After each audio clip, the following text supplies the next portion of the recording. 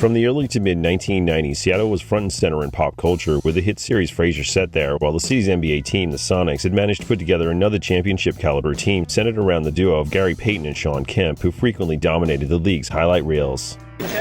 Now, you see, normally somebody has to throw that ball up high, where with Shawn Kemp, you don't have to throw it high. Most of all, though, the thing that brought Seattle the most attention in the 90s was, by far, the fact that in the early years of the decade, radio stations across the US were dominated by songs by grunge bands from the city. Despite the success of both the genre and the Sonics at the time, there wasn't much of a crossover of the two worlds, with one notable exception.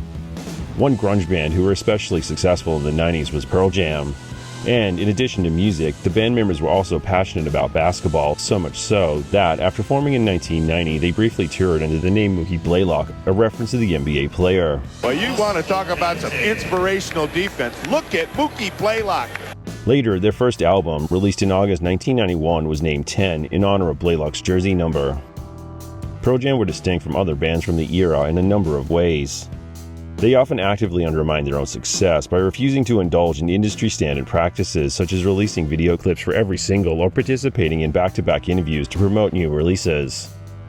However, despite their aversion to fame, the band still managed to have an extensive career full of songs that received critical and commercial acclaim, leading them to be inducted into the Rock and Roll Hall of Fame in April 2017, their first year of eligibility.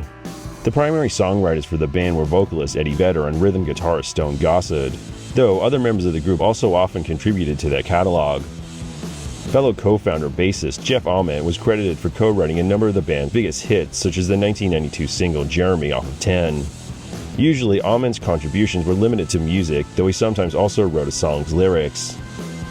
In addition to playing bass, Ament has also provided backing vocals, and, on rare occasions, he has even taken over lead vocals from Vedder.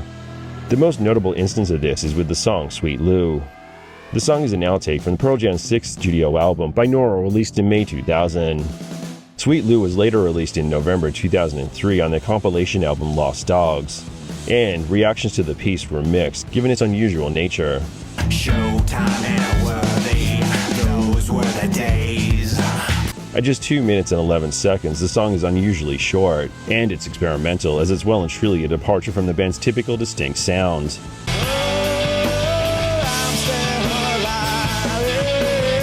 Additionally, Ament's vocals pale in comparison to Vedder's. More than anything though, the most striking thing about the song is its subject matter, NBA legend Kareem Abdul-Jabbar. The title is a reference to Kareem's birth name, which was Ferdinand Louis Alcindor Jr. Throughout his college years at UCLA between 1966 and 1969, and during his first season in the NBA, Kareem was known as Lou Alcindor before changing his name in 1971. On Pearl Jam's Lost Dogs album, the band included liner notes about each song. And for Sweet Lew, Ament explained that Kareem had been one of his heroes and details how he got the chance to meet the Hall of Famer in 1994 as part of the TV series MTV Rock and Jock, where entertainers play sports with professional athletes. Ament was on the team that had Kareem as a coach, and after some initial nerves, Ament managed to build up the confidence to tell Kareem all about how inspirational he'd been. But the Hall of Famer barely even acknowledged the bassist, devastating and enraging Ament so much so that he decided to write what was essentially a diss track.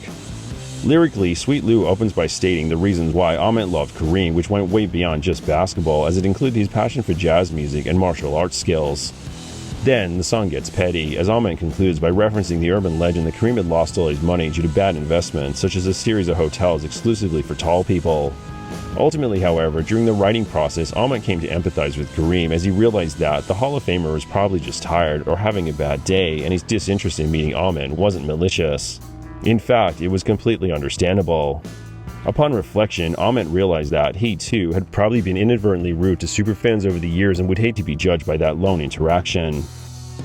So, although the lyrics of Sweet Lew is still bitter, Ament has repeatedly expressed sympathy for Kareem and the burden of his fame when it comes to fans, because, standing at 7'2", Kareem literally can't hide in plain sight like most other celebrities can when they just want to go about their day. Even years since its release, it's unclear if Kareem has ever heard of the song Sweet Lew, let alone actually listened to it, which is maybe for the best, given that the song is widely considered to be one of the worst, if not the worst, Pearl Jam songs ever written.